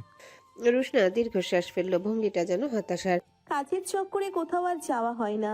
তোরে দুলাভাইও টাইম পাই না, আমিও পাই না। যেটুকু পাই মিষ্টির সাথেই থাকতে হয়। বাচ্চাটাকে সময় না দিলে চলে? ওর জন্যই তো সব কষ্ট সার্থক লাগে। ও বাড়িতে অনেকদিন যাওয়া হয় না, তোদের বাড়িতেও অনেকদিন যাওয়া হয়নি, আবার আব্বুদের বাসাতেও বহুদিন যাওয়া হয় না। বলতে বলতে হঠাৎ তার চোখে মুখে উচ্ছ্বাস ফুটে উঠল। হালকা ঝুঁকে সাইমনের দিকে তাকিয়ে বলল, শোন, তুই যখন এসেছিস চল না সবাই মিলে খুলনা ঘুরে আসি। আব্বু তো তোর কথা অনেক বলে। আসলে অনেক দিন নয়, বলা যায় বহু বছর হয়ে গেছে তুই ওখানে যাসনি। চল না এবার যাওয়া যাক। সাইমন রুশনার উচ্ছ্বাসের দিকে একবার তাকালো, তারপর গম্ভীর স্বরে বলল, সময় নেই আমার। রুশনা বিরক্তিকর ভঙ্গিতে হাত নেড়ে বলল, তোর সময় থাকে কবে? আমরা সবাই ব্যস্ত থাকি, তাও সময় করে নিতে হয় কাছের মানুষদের সাথে কাটানোর জন্য। সর, তোর দ্বারাই কিচ্ছু হবে না। তোর থেকে সাইফানের সাথে যোগাযোগ করলে কাজ হবে। কোথায় থাকে রে? অনেকদিন আসেনি। সাইমন মুখের ভাবনা বদলিয়ে ঠান্ডা গলায় উত্তর দিল, জানি না। রুশনা হালকা বিরক্তিতে চোখ পাকিয়ে বলল, তোর কাছে জিজ্ঞেস করাটাই আমার ভুল। আমি নিজেই ফোন দেব ওকে। ওই বেয়াদবটাকে খুঁজে পাওয়া যায় না। হাতের কাছে পেলে একেবারে পিটিয়ে সোজা করে দেব। আর যাই হোক, দুষ্টু হলেও অন্তত কথা শোনে একটু। রুশনা খানিকক্ষণ চুপ করে সাইমনের দিকে তাকিয়ে রইল, তারপর মাথা নাড়িয়ে বলল, আর তুই দিন দিন কেমন জানি একসিরে হয়ে যাচ্ছিস, যেন নিজের চারপাশে এক দেওয়াল তুলে ফেলেছিস। এক মুহূর্ত থেমে আবারও দৃঢ় সুরে বলল, যাই হোক, এবার কিন্তু একটু কিছু প্ল্যান করবই, আর তোকে সাথে করে টেনে নিয়েই যাব। না করার কোনো সুযোগ পাবি না। সাইমনের মুখে কোনো প্রতিক্রিয়া ফুটলো না। সে নিজের মতো করে খাচ্ছে, মাঝে মধ্যে পাশের মিষ্টির দিকে তাকিয়ে দুই একটা কথা বলছে, আবার খাবারে মন দিচ্ছে। রুশনার চোখ এবার ঘুরে গেল নাফিসার দিকে, দেখলো মেয়েটা চুপচাপ বসে আছে, তাদের কথাবার্তা মন দিয়ে শুনছে, কিন্তু একদমই খাচ্ছে না। মুখটা এমন হাঁ করে আছে যেন গল্পের একদম গভীরে ডুবে গেছে। এই নাফু, ডাক দিল রুশনা, ঠোঁটে হালকা মজা মেশানো হাসি। খাচ্ছ না কেন? চুপচাপ বসে আছো কেন? বলতে বলতেই ভুলে গেল যে ওর হাতে খাবার তুলে দেওয়া হয়নি, তাই নিজেই তাড়াতাড়ি টেবিল থেকে একটা হালিম ভরা বাটি তুলে নাফিসার সামনে এগিয়ে দিল। নাফিসা নীরবে বাটিটা হাতে নিল, তারপর ধীরে ধীরে চামচ দিয়ে হালিম তুলে মুখে দিতে লাগলো। প্রথমে দ্বিধা নিয়ে, তারপর খুব আস্তে আস্তে, যেন প্রতিটা কণায় ভেবে চিন্তে খাচ্ছে। রুশনা এবার নিজের জন্য একটা হালিমের বাটি তুলে নিল। হাসি মুখে খেতে খেতে দু চোখে কেমন একটা তৃপ্তি নিয়ে চারিপাশে তাকালো। নাস্তা শেষ হলে রুশনা হাতের আঙ্গুল দিয়ে ঠোঁট মুছে হাসি মুখে নাফিসার দিকে তাকালো। চলো তোমাকে একটু বাড়ি ঘুরে দেখায়। নাফিসা চুপচাপ মাথা তুলল, তার চোখ স্বাভাবিকভাবে সাইমনের দিকে চলে গেল। সাইমন তখন মিষ্টির হাতে খেলনা তুলে দিয়ে ব্যস্ত, কিন্তু যেন বুঝেও না বুঝার ভান করছে। রুশনা সেটা খেয়াল করতে দুষ্টু ভঙ্গিতে হেসে বলল, ওর দিকে তাকানোর দরকার নেই নাফু, চলো আমার সাথে। মুচকি হাসতে হাসতে পাশের টেবিল থেকে এক গ্লাস লাচ্ছি তুলে নিল রুশনা। এই নে, হাঁটতে হাঁটতে খাস, গরমের শরীর ঠান্ডা হবে। নাফিসা কিছু বলল না, শুধু হালকা ইতস্তত নিয়ে গ্লাসটা হাতে নিল এবং ধীরে ধীরে রুশনার সাথে বেরিয়ে এলো। বারান্দা পেরিয়ে করিডোর দিয়ে হাঁটতে হাঁটতে রুশনা কথা শুরু করলো, জানো নাফু, কেহু তোমাকে নিয়ে আজকে এখানে এসেছে একটা বিশেষ কারণে। নাফিসা হক চুকিয়ে তাকালো। কারণে? রুশনার কণ্ঠ হঠাৎ কোমল হয়ে গেল। হ্যাঁ, ও আমাকে বলেছে তুমি মাঝে মাঝে রাতে খুব অদ্ভুতভাবে ঘুম ভেঙে যাও, প্যানিক হয়ে যাও, আর স্বপ্নে যেন একই ঘটনা বারবার ফিরে আসে। নাফিসার হাতের আঙ্গুলগুলো গ্লাসের গায়ে কেঁপে উঠলো। সে কিছু বলতে চাইলো, কিন্তু শব্দ বের হলো না। রুশনা আলতো করে ওর হাত ধরলো। তুমি কিছু বলতে না চাইলে বলবে না, কিন্তু আমি বুঝতে পারছি ছোটবেলায় কেউ তোমার প্রতি খারাপ ব্যবহার করেছিল, তাই না? তুমি এখনো সেটা ভুলতে পারোনি, এমনকি স্বপ্নেও সেটা ফিরে আসে। নাফিসার বুকের ভেতরটা হঠাৎ ভারী হয়ে গেল, ঠোঁট কাঁপতে লাগলো। আমি আমি কখনো কাউকে বলিনি। রুশনা ধীরে মাথা নেড়ে বলল, তুমি ঠিক করেছো না বলে, কারণ সবার কাছে বলা যায় না। কিন্তু তুমি জানো তো, এই ধরনের ট্রমা শুধু সময় দিয়ে সারে না। রুশনা নাফিসার দিকে ভেবেচিন্তে তাকিয়ে বলল, আমি একজন সাইকোলজিস্ট বা চাইল্ড থেরাপিস্ট। ছোটদের মানসিক সমস্যা, আতঙ্ক বা ট্রমা নিয়ে সাহায্য করি। আমি একজন ডক্টর। তুমি আমার সাথে সব ঘটনা খুলে বলতে পারো নাফিসা। আমি তোমার ভালো চাই। আমি তোমার বড় বোন মনে করে সব বলতে পারো। নাফিসার হাত অজান্তে কেঁপে উঠল। রুশনা ধীরে ধীরে তাকে ঘরটার এক শান্ত কোণে নিয়ে গিয়ে বসালো, তারপর নিজে তার পাশেই বসে গেল। রুশনা হাত বাড়িয়ে নাফিসার হাতে এক গ্লাস পানি ধরিয়ে দিল। চলো একটু পানি খাও। নাফিসা ধীরে ধীরে কাঁপতে থাকা হাত দিয়ে গ্লাসটা ধরে সাবধানে এক দুই চুমুক পানি নিল। রুশনা তখন তার হাত থেকে গ্লাসটা তুলে টেবিলের উপর রাখলো। এত প্যানিক করো না। রুশনার কণ্ঠে মমতা ভরপুর। আস্তে আস্তে বলো, আমার সাথে শেয়ার করো। এখন সব শেয়ার করতে না চাইলে পরে করতে পারো। আমি তোমার জন্যই বলছি। তোমার জন্য এখানে তোমাকে নিয়ে আসা হয়েছে। সে একটু থেমে নিজে থেকে নাফিসার গালে আলতো হাত বুলিয়ে বলল, সাইমন চাইলে তোমাকে হাসপাতালে নিয়ে যেতে পারতো, কিন্তু আমার কাছে নিয়ে এসেছে যাতে তুমি বড় বোনের কাছে সব খুলে বলতে পারো। নাফিসা কিছুক্ষণ নীরব থাকলো, তারপর নিজের হাত দিয়ে রুশনার হাত শক্ত করে আঁকড়িয়ে ধরে। চোখের পানি জমে আসছিল। হালকা কণ্ঠে আস্তে আস্তে সে বলতে শুরু করলো। সন্ধ্যার আলো ছাদে মৃদু ছড়িয়ে পড়ে। ছোট্ট নাফিসা 6-7 বছর বয়সী ছাদে বসে খেলছে। চারিপাশে লাল, হলুদ ও নীল রঙের খেলনা স্ক্যাটার্ড, আর মৃদু বাতাসে ধূসর ধুলোর সাথে সূর্যের শেষ আলো মিলিয়ে একটা কোমল সোনালি চাপ ফেলছে। হঠাৎ ছাদের ঢালু অংশ দিয়ে একজন লোক আস্তে আস্তে কাছে এলো। নাফিসা প্রথমে একটু অবাক হয়ে তাকালো, তারপর হালকা মিষ্টি হাসি দিল। শাহিন মামা। লোকটার হাতে একটা চকলেট এগিয়ে দিল। নাফিসার চোখ চকচক করে উঠলো। সে হাতে বাড়ালে চকলেটটা সরানো হলো। শাহিন কৌতুক করে বলল, চকলেট নেবি? নাফিসা মুচকি হেসে বলল, হ্যাঁ।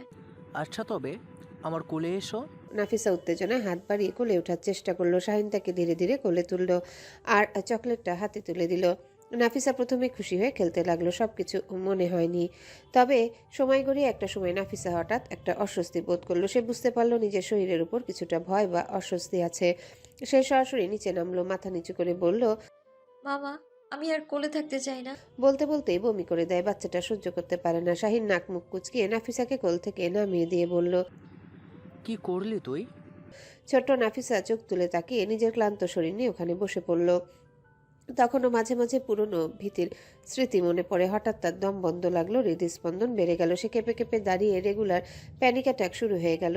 সেই মুহূর্তে রুশনা নাফিসাকে শান্ত করার চেষ্টা করলো। নাফিসা তখনও থামছিল না, কাঁদছিল, শুধু চোখ বন্ধ করেই রাখলো। দৌড়িয়ে সাইমান এসে বসলো নাফিসার পাশে। সে নাফিসাকে ধীরে ধীরে নিজের বুকের কাছে জড়িয়ে নিল। চারিপাশে ঘরে নরম আলো আর জানালার বাইরে হালকা বাতাস নাফিসার কান্নাকে কিছুটা কমিয়ে আনলো। চোখ বন্ধ করে অনবরত ফুপিয়ে যাচ্ছে আর বারবার বলছে, শাহিন মামা প্লিজ আমায় ছুঁয়ো না। সাইমান নাফিসার মাথায় হাত রাখলো, দুই গাল আগলে নিয়ে বলল, এই পিচ্ছি পুতুল, এই পিচ্ছি, কিছু হয়নি তো? দেখো এখানে কেউ নেই। তুমি বিশ্বাস করো না আমাকে? কিছুক্ষণ শান্ত হয়ে গেল সব।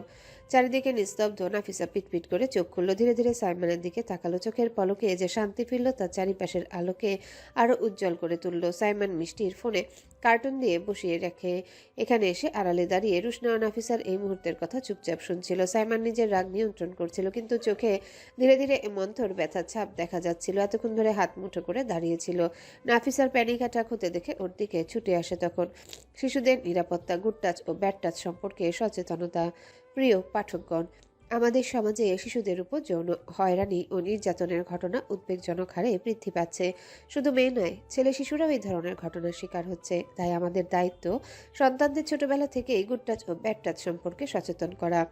জাতীয় পরিসংখ্যান ইউনিসেফের এক প্রতিবেদনে উল্লেখ করা হয়েছে যে বাংলাদেশে 1 থেকে 14 বছর বয়সী প্রায় 90% শিশুই প্রতি মাসে কোনো না কোনো ধরনের সহিংসতা বা মানসিক নির্যাতনের শিকার হয়। 2016 থেকে 2020 সালের মধ্যে এএসকে-এর প্রতিবেদনে অন্তত 6514টি শিশু নির্যাতনের ঘটনা নথিভুক্ত হয়েছে, যার মধ্যে 705টি ঘটনা 6 বছরের কম বয়সী শিশুদের। যদি আপনার সন্তান কোনো অস্বস্তিকর পরিস্থিতির শিকার হয় তাহলে 1098 নম্বরে কল করে সহায়তা নিতে পারেন। নাফিসার চোখ থেকে অঝরে পানি ঝরছে। সাইমানের দিকে এক পলক তাকিয়ে হঠাৎ যেন সমস্ত শক্তি ফুরিয়ে গেল তার। চোখ বন্ধ হয়ে আসলো, শরীর ঢলে পড়ল। সাইমান মুহূর্তের জন্য স্থির হয়ে গেল, কেবল তাকিয়ে থাকলো ওর মুখের দিকে। হালকা ঘাম জমেছে কপালে, চোখের পাতাগুলো নিস্তব্ধ হয়ে নেমে এসেছে গালের উপরে। ঠোঁটগুলো শুষ্ক আর ফ্যাকাশে মনে হচ্ছিল। ভয়ে অতিরিক্ত চাপ তার শরীর আর সহ্য করতে পারেনি। পেছন থেকে রুশনার কণ্ঠ শোনা গেল, এভাবে দাঁড়িয়ে আছিস কেন? ও তো সেন্সলেস হয়ে গেছে অতিরিক্ত প্যানিক হওয়ার কারণে। তাড়াতাড়ি কোলে তুলে পাশের রুমে নিয়ে শুইয়ে দে। সাইমন যেন হুঁশ ফিরে পেল, তাড়াতাড়ি নাফিসাকে কোলে তুলে পাশের রুমে নিয়ে গিয়ে বিছানায় শুইয়ে দিল। কিছুক্ষণ তার দিকে তাকিয়ে থেকে রুশনাকে বলল, আপি ওর হিসাব খুলে দে। রুশনা এগিয়ে এসে হিজাব খুলে দিল। সাইমন তখনও চুপচাপ বাইরে চলে গেল। রুশনা নাফিসার পাশে বসে আলতো করে ওর গালে হাত রাখলো। নাপু, শুনতে পাচ্ছ? কোনো সাড়া নেই। রুশনা ওকে হালকা করে মাথা উঁচু করিয়ে মুখে একটা ওষুধ দিল। যদি এমন অবস্থায় ঘুমের ওষুধ দেওয়া যায় তবে সেটাই দিয়েছিল, যেন অন্তত কিছুক্ষণ বিশ্রাম নিতে পারে। ওকে কম্বলে মুড়ে রেখে কিছুক্ষণ পর রুশনা নিচে নেমে এলো। নিচে এসে দেখলো সাইমন সোফায় বসে আছে, 2 হাত দিয়ে মাথা ঢেকে রেখেছে, কপাল নিচের দিকে ঝুঁকে। রুশনা ওর পাশে বসে হাত রাখলো বাহুতে। টেনশন নিস না, কিছুদিন মেডিসিন আর ট্রিটমেন্ট নিলেই ঠিক হয়ে যাবে। তুই কিন্তু একটা ভালো কাজ করেছিস, ওকে বাসায় নিয়ে এসেছিস। একটা ভালো পরিবেশ দরকার ছিল ওর জন্য। সময় লাগবে, কিন্তু আস্তে আস্তে ঠিক হয়ে যাবে। সাইমন শুধু অস্পষ্টভাবে বলল। আপি ওর দৃষ্টি অন্য কোথাও, মনে হচ্ছিল গভীর কিছু ভাবছে। রুশনা আবার বলল, তুই নাফিসার প্রতি এত কনসার্ন কেন? ওর ব্যাপারে তুই একটু বেশিই ভাবিস দেখছি। তারপর কিছু একটা ভেবে বলল। বুঝতে পেরেছি। সাইমন হঠাৎ চমকে রুশনার দিকে তাকালো। কি বুঝতে পেরেছিস আপি? রুশনা হেসে বলল, যে নাফিসাকে তুই নিজের ছোট বোন ভেবে নিয়েছিস, তাই এত কেয়ার করছিস। মনে আছে ছোটবেলায় সাইফান হওয়ার সময় তুই বলছিলি তুই ভাই নিবি না, তুই বোন নিবি? সাইমনের রাগ চেপে বসলো। একে তো বিনা কারণে নাফিসাকে তার বোন বানিয়ে দিল, তার উপর মনে পড়ছে নাফিসার জীবন। একটা ছোট মেয়ে কত রকম আঘাত আর কষ্ট সহ্য করেছে। সব রাগ একসাথে জমে গিয়ে হঠাৎ সে চিল্লিয়ে বলে উঠল। আপি প্লিজ থামবি তুই? রুশনা অবাক। কি হলো তোর? আমি তো মজা করছিলাম। সাইমন কিছুক্ষণ চুপ থেকে ধীর কণ্ঠে বলল, সরি, কিছু না। ওকে কখন নিয়ে যেতে পারবো? আমি একটু ঘুমের ওষুধ খেয়েছি, কিছুটা সময় লাগবে। ততক্ষণ আমার সাথে গল্প কর। তুই তো এ বাসায় আসিস না। ঘরে তখন এক ধরনের নীরবতা। এসির শীতল বাতাস চারিপাশে ধীরে ধীরে ঘুরে বেড়াচ্ছে, যেন বাতাসও ঘুমিয়ে আছে। পর্দার ফাঁক দিয়ে এসে পড়ছে দুপুরে গড়িয়ে যাওয়া রোদের নরম সোনালি আলো। বিছানার সাদা চাদরের উপর সেই আলো পড়েই যেন মৃদু উষ্ণতা যোগ করছে শীতলতার মাঝে। বিছানার উপর শুয়ে আছে নাফিসা, মুখে ক্লান্তির আভা, শ্বাস প্রশ্বাস ধীর, চোখের পাতাগুলো ভারী হয়ে বন্ধ, চুলের কিছু গোছা এলোমেলোভাবে কপালে এসে পড়েছে। ঠোঁটে কোনো কথা নেই, শুধু নিস্তব্ধতা। হঠাৎই খুব হালকা একটা স্পর্শ অনুভব করলো সে, যেন কারো নরম হাত তার গালের উপর আলতো করে বুলিয়ে গেল। কপাল কুঁচকে গেল নাফিসার। ঠোঁটের কোনো অস্পষ্ট শব্দ, কিছু বিড়বিড় করছে যা বোঝা যাচ্ছে না। এক মুহূর্তের মধ্যে যেন শরীরের ভিতরে একটা অজানা আতঙ্কের ঢেউ উঠল। হঠাৎই চোখ খুলে ভয়ার্থভাবে সোজা হয়ে বসলো। তার সামনে দাঁড়িয়ে আছে এক ছোট্ট প্রাণ, 3 বছরের বেশি হবে না। গোল মুখ, বড় বড় কৌতূহলী চোখ, গালে ডিম্পল পড়া দুষ্টু হাসি। শিশুটি যেন একেবারে ভয় পায়নি, বরং অবাক হয়ে তাকিয়ে আছে। হাতে এখনো নাফিসার গালের উপর উষ্ণতা রয়ে গেছে। নাফিসা প্রথমে কেবল তাকিয়ে রইল, তারপর ধীরে ধীরে চারিপাশে চোখ বোলালো। এই ঘর কোথায়? এত সুন্দর সাজানো পরিচ্ছন্ন, জানালার ধারে নরম কুশন, সাদা আলমারি, শীতল বাতাস, কিছুই চেনা নয়। মুহূর্তের মধ্যে আগের কিছু দৃশ্য মনের পর্দায় ভেসে উঠল। অস্পষ্ট স্মৃতি, কিছু মুখ, কিছু কথোপকথন। হঠাৎই সেই মিষ্টি কণ্ঠ তার মনোযোগ ভেঙে দিল। খালামণি, তুমি ভয় পাচ্ছ? নাফিসা অবাক হয়ে তাকালো।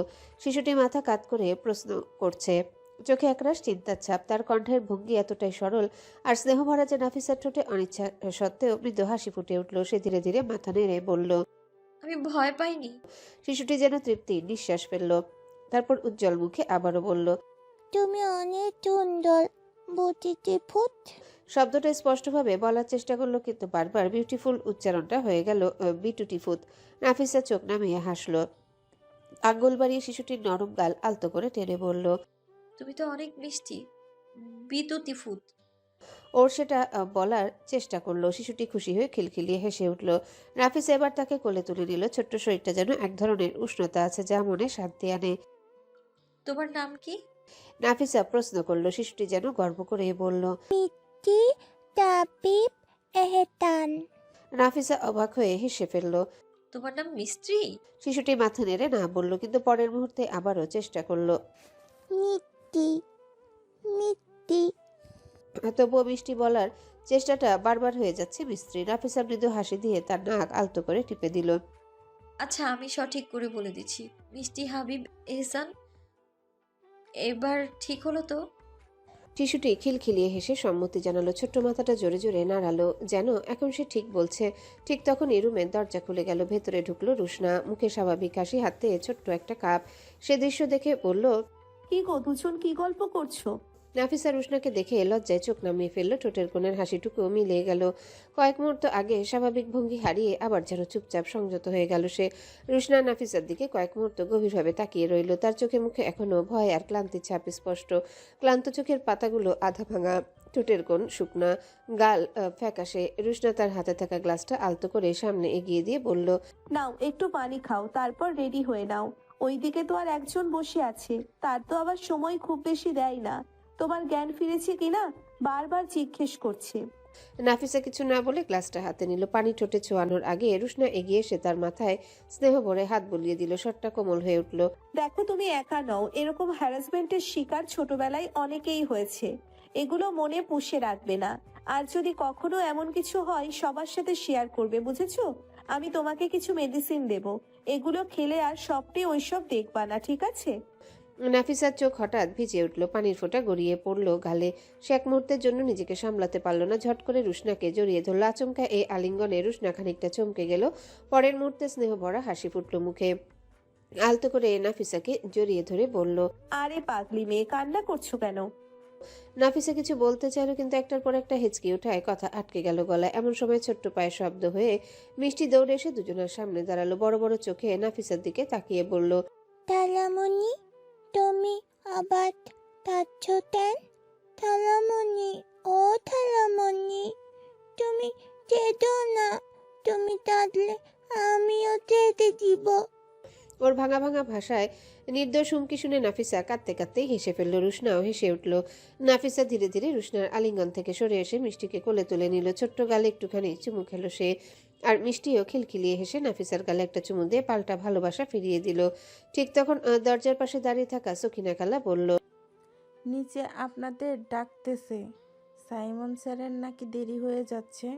নাফিসা কোলে থাকা মিষ্টিকে আলতো করে নামিয়ে দিল, হিজাবটা হাতে তুলে নিল এবং মিষ্টির গালে আরেকটা চুমু খেয়ে মাথার ওড়নাটা বাঁধতে শুরু করলো। এরপর তিনজন একসাথে নিচে নামলো। সিঁড়ি দিয়ে নামার সময় পায়ের আওয়াজ শুনে সাইমন এক পলক উপরের দিকে তাকালো, তারপর এগিয়ে এসে কোনো কথা না বলে মিষ্টিকে কোলে তুলে নিল। সামনে এগুতে এগুতে বলল, তাড়াতাড়ি করো ওকে নিয়ে আপি। রুশনা হাঁটতে হাঁটতে চোখ মুখ বাঁকিয়ে বলল, তুই আর ঠিক হলি না, সব সময় তাড়াহুড়ো লেগেই থাকে তোর। বাইরে এসে গাড়ির কাছে পৌঁছে সাইমন মিষ্টির গালে একটা চুমু দিয়ে হাসি মুখে বলল, মামনি, আজ তাহলে যাই, আবার পরে আসবো, ঠিক আছে? মিষ্টি চোখ বড় করে সাইমনের দিকে তাকালো, তারপর খিলখিলিয়ে হেসে বলল, আচ্ছা। বলেই তার গালে একদম মিষ্টি একটা চুমু দিয়ে দিল। সাইমন মিষ্টিকে রুশনার কোলে তুলে দিল। মিষ্টি এবার নাফিসার দিকে তাকিয়ে বলল, থালামণি, তুমি আবার আসবে? নাফিসা মিষ্টি হেসে মাথা নেড়ে বলল, আচ্ছা। তারপর এগিয়ে গিয়ে ছোট্ট মাথাটা নিজের গালে লাগিয়ে দিল। ওদের বিদায় জানিয়ে নাফিসা আর সাইমন গাড়িতে উঠে বসলো। সাইমন ড্রাইভিং সিটে বসে ইঞ্জিন স্টার্ট করলো। মুখের ভঙ্গিতে কোনো পরিবর্তন নেই, চোখও অন্যদিকে স্থির। নাফিসা একবার তার দিকে তাকালো, কিন্তু কোনো কথা বলল না। তারপর ধীরে ধীরে মুখ ফেরালো। বাইরে জানালার ওপাশে ব্যস্ত ঢাকা শহর, ভিড় আর শব্দের ভেতরে স্রোতের মতো বয়ে যাচ্ছে সময়। রুহি তার রুমের কোণে বেডের উপর শুয়ে ফোনে মগ্ন। ধূসর বিকেলের আলো জানালা দিয়ে আসছে, হালকা বাতাস জানালার পর্দা দুলিয়ে দিচ্ছে। চারিপাশ শান্ত, কেবল ফ্যানের হালকা ঘূর্ণন এবং বাইরে লাফিয়ে ওঠা পাখির কিলকারি শোনা যাচ্ছে। রুহি মুগ্ধ চোখে ফোনের স্ক্রিনে কিছু পড়ছে, অজান্তে সময়ের ব্যাপারে ভুলে গেছে। ঠিক সেই মুহূর্তে দরজা বন্ধ হওয়ার শব্দ রুমে প্রতিধ্বনিত হলো। রুহি হঠাৎই চমকে উঠে পেছনের দিকে তাকালো। সেখানে দাঁড়িয়ে আছে রায়হান ভাই, যার অস্তিত্বই রুহির মনকে অচেনা উত্তেজনায় ভরে দেয়। তার চোখের গভীরতায় অদ্ভুত এক শান্তি এবং হালকা শীতলাভা। রুহি তাড়াহুড়ো করে বসে গেল। রায়হান ভাই, তুমি? কথা শেষাংশ রোধ হয়ে যায় উত্তেজনার বিস্ময়ে। রায়ান কোনো উত্তর না দিয়ে নিঃশব্দে রুহির কাছে আসে এবং ধীরে ধীরে তাকে নিজের কাছে জড়িয়ে নেয়। রুহি মুহূর্তের জন্য ফ্রিজ হয়ে যায়, হৃদয় দ্রুত বেগ পেতে থাকে। মনে হয় প্রথমবারের মতো কোনো পুরুষ তার এত কাছাকাছি। শরীর অচেতনভাবে স্থির, চোখগুলো বড় হয়ে যায়, আর ফ্যানের হালকা হাওয়া যেন আরও তীব্রভাবে শীতলতা বয়ে আনছে। কিছুক্ষণ পর রায়ান ধীরে ধীরে রুহিকে ছেড়ে দিয়ে সরি বলে মুখে হালকা দৃষ্টিতে তাকালো। তারপর কোমলভাবে রুহির গালে হাত রেখে বলল, তুই আমার ফোন রিসিভ করছিলি না কেন? তুই জানিস আমি কত টেনশনে থাকি? রুহি হঠাৎ হুঁশে আসে। তার অভিমান ও রাগের ভঙ্গিতে রুহি উত্তর দেয়, কিসের জন্য তোমার ফোন রিসিভ করতে যাব? কে হও তুমি আমার? রায়ান হেসে ওঠে, চোখে হালকা ঝিলিক মুখে। ফুফাতো ভাই আর প্রেমিক দুইয়ের মিশ্রণ। কোন অধিকারটা চাপাবো তোর উপর? না, ফুফাতো ভাই আর প্রেমিক দুইটাই এখন। বলতো কোনটা চাপাবো? রুহি ভেঙচি কেটে ঘুরিয়ে দেয়। রায়ানের দিকে আর চোখ রাখে না। রায়ান মুখে হালকা অসহায় ভঙ্গি নিয়ে বলল, এত রাগ বাবারে। তাহলে ম্যাডাম, আপনার রাগ ভাঙানোর জন্য এখন আমার কি করতে হবে? রুহির চোখে খেলার উজ্জ্বলতা নিয়ে বলে আমার সামনে নাচ দেখাও। উঠল। রায়ান চোখ বড় করে অবাক হয়ে বলল, কি? হ্যাঁ, যা বলছি তাই করো, না হলে আমি এমন রেগে থাকবো। তার ভঙ্গি অসহায় আর হাসি লুকিয়ে থাকে চোখের কোণে। তাহলে তুই গান গা। রুহি শয়তানি হাসি দিয়ে হালকা কণ্ঠে বলে, হ্যালো বন্ধুরা, পরবর্তী পার্ট খুব তাড়াতাড়ি আসবে, তো সবাই অপেক্ষায় থাকো। আর চ্যানেলটি যারা এখনো সাবস্ক্রাইব করোনি তারা পরবর্তী পার্ট দেখার জন্য চ্যানেলটি সাবস্ক্রাইব করে রেখো। ধন্যবাদ সবাইকে, আমাদের সাথেই থেকো।